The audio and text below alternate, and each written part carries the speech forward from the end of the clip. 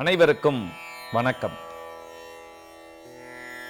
அதிகாரம் 76. பொருள் செயல் வகை. குறள் 751. பொருள் அல்லவரை பொருளாக செய்யும் பொருள் அல்லது இல்லை பொருள். இதன் பொருள், ஒரு பொருளாக மதிக்கத்தகாதவரையும் மதிப்புடையவராக மாற்றுவது பொருளை தவிர வேறு எதுவும் இல்லை.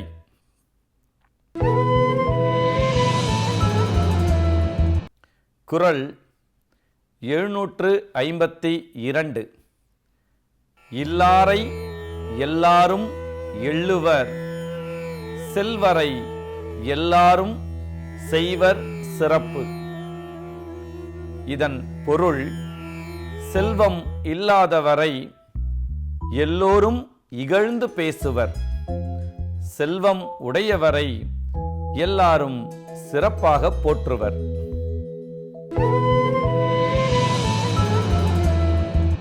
குறள் 753. பொருள் என்னும் பொய்யா விளக்கம் இருள் அறுக்கும் எண்ணிய தேயத்துச் சென்று. இதன் பொருள், பொருள் என்னும் ஒளி விளக்கு எல்லா நாட்டிற்கும் சென்று பகை என்னும் இருளை அகற்றும்.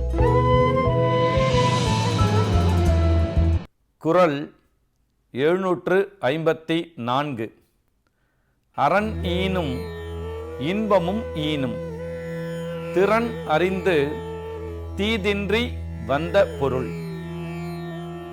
இதன் பொருள், தீய வழியில் இல்லாமல் திறமையோடு சேர்க்கப்பட்ட செல்வமானது ஒருவனுக்கு அறத்தையும் கொடுக்கும், இன்பத்தையும் கொடுக்கும்.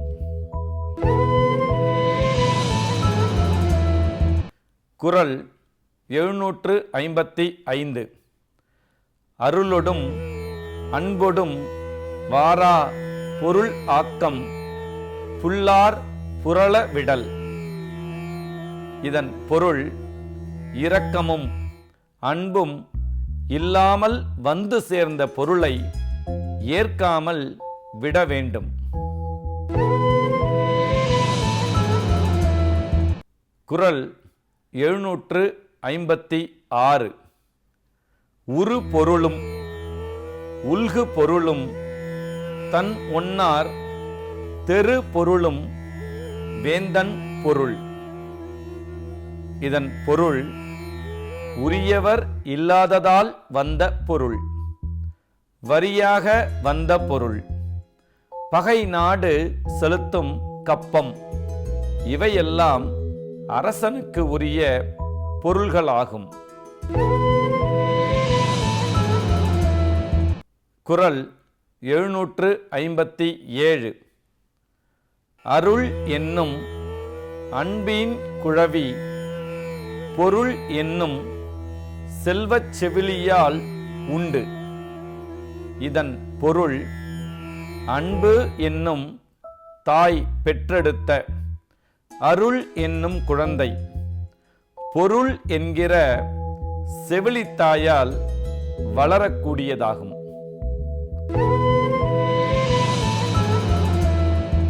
குறள் 758.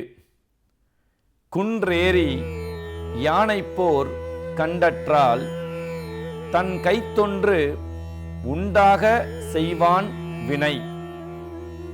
இதன் பொருள், தன் கைப்பொருளை கொண்டு ஒரு தொழில் செய்வது என்பது குன்றின் மேல் நின்று கொண்டு வசதியாக யானை போரை பார்ப்பது போலாகும். குறள் 759. செய்க பொருளை செருணர் செருக்கருக்கும் எஃகு அதனின் கூறியது இல்.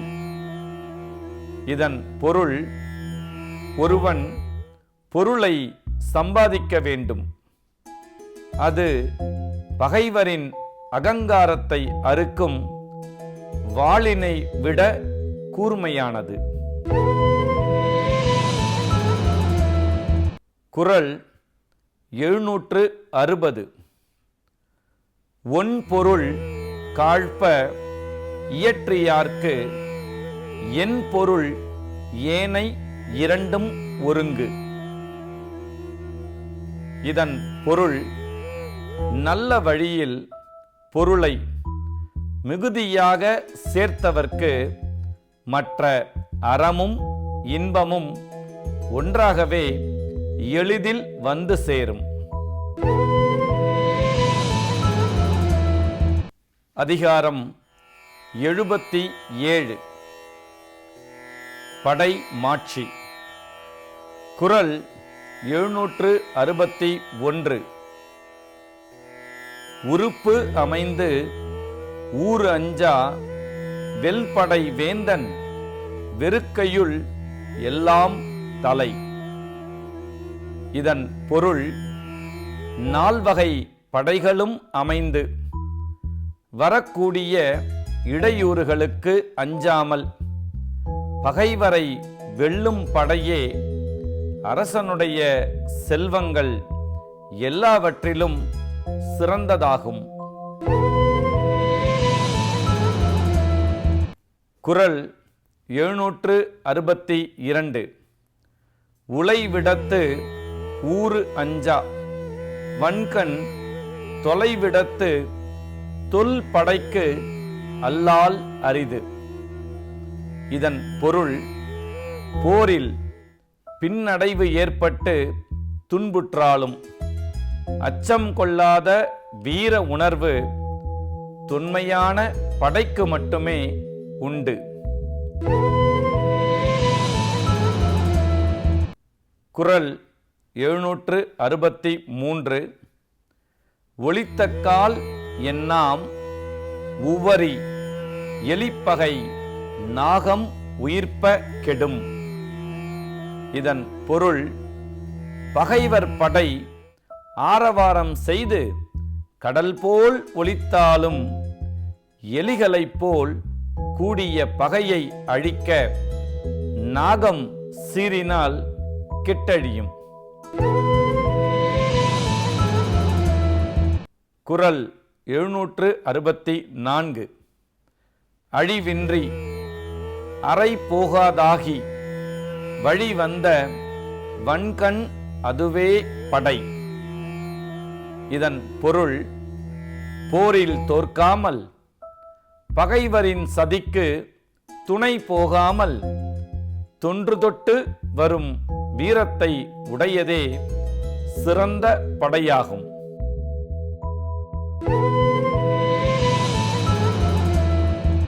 குறள் 765. கூற்றுடன்று மேல் வரினும் கூடி எதிர் நிற்கும் ஆற்றல் அதுவே படை. இதன் பொருள், யமனே போருக்கு வந்தாலும் ஒன்றாக சேர்ந்து எதிர்த்து நிற்கும் ஆற்றல் உடையதே படையாகும்.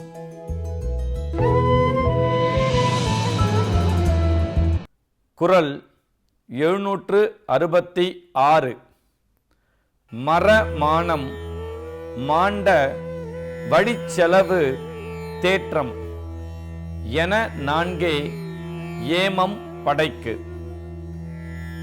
இதன் பொருள், வீரம், மானம், நல்ல வழியில் நடத்தல், அரசரின் நம்பிக்கையை பெறுதல், இந்த நான்கும் படையை பாதுகாக்கும் பண்புகள் ஆகும். குறள் 767. தார் தாங்கி செல்வது தானை தலை வந்த போர் தாங்கும் தன்மை அறிந்து. இதன் பொருள், தன்மேல் எதிர்த்து வந்த பகைவரின் போரை தடுக்கும் இயல்பு அறிந்து மேற்செல்ல வல்லது படையாகும்.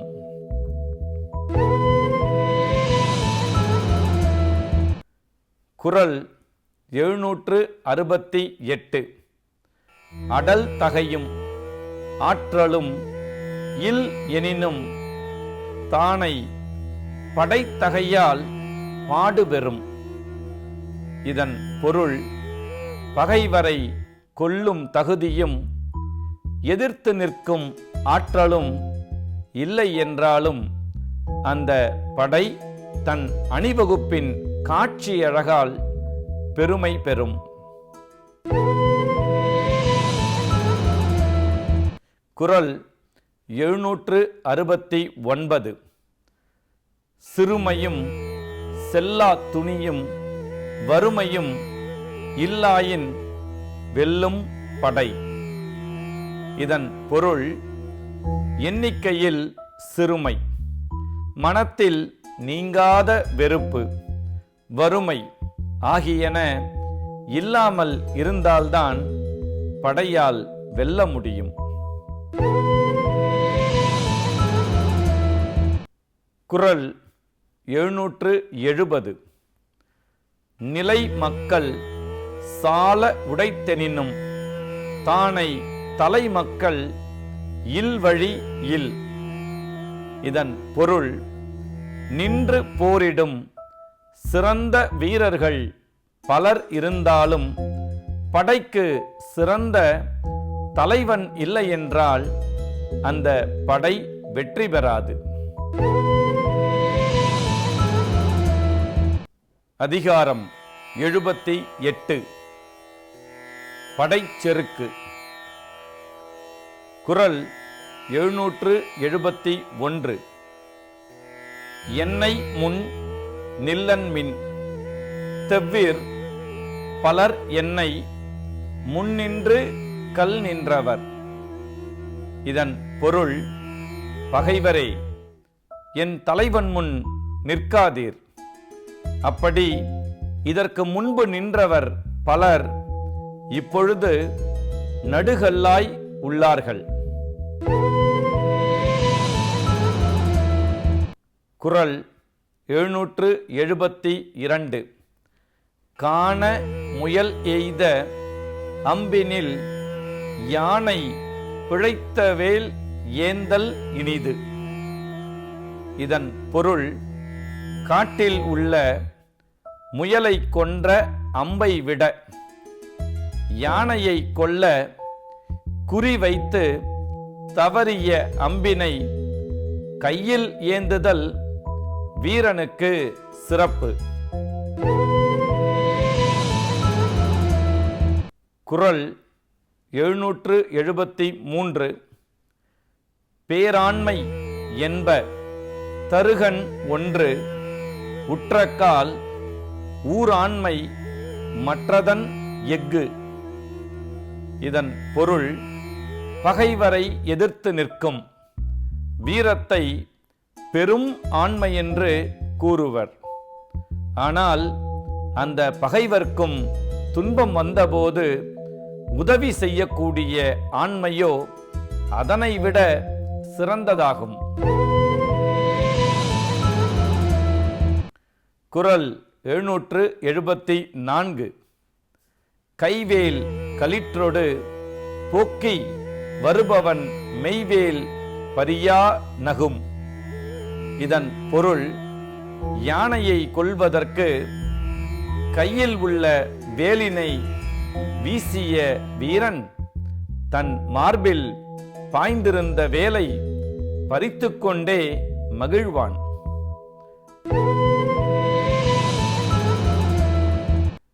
குறள் 775. விழித்த கண் வேல் கொண்டு எரிய அழித்து இமைப்பின் ஒட்டன்றோ வன்கணவர்க்கு. இதன் பொருள், பகைவரை சினந்து நோக்கிய கண் அவர் வேலை கொண்டு எரிந்தபோது மூடி இமைக்குமானால் அது வீரனுக்கு இழுக்காகும்.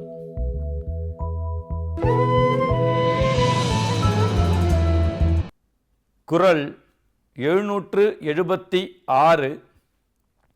விழுப்புண் படாத நாள் எல்லாம் வழுக்கினுள் வைக்கும் தன் நாளை எடுத்து.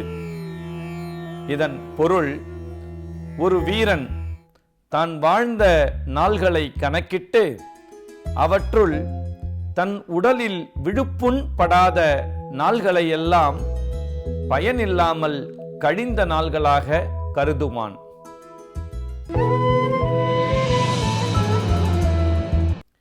குறள் 777. சுழலும் இசை வேண்டி வேண்டா உயிரார் கழல் யாப்பு காரிகை நீர்த்து. இதன் பொருள், பறந்து நிற்கக்கூடிய புகழை விரும்பி உயிரை பற்றி கவலைப்படாத வீரன் தன் காலில் கட்டிய வீரக்கழல் அழகுடையது.